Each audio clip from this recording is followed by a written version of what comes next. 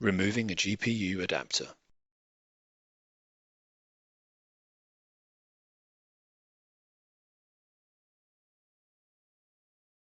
Remove the server cover.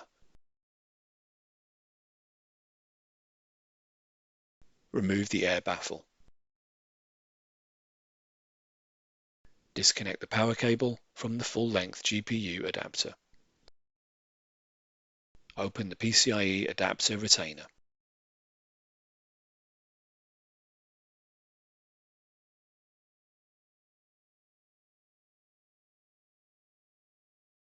Hold the edges of the full-length GPU adapter and carefully pull it out of the PCIe slot.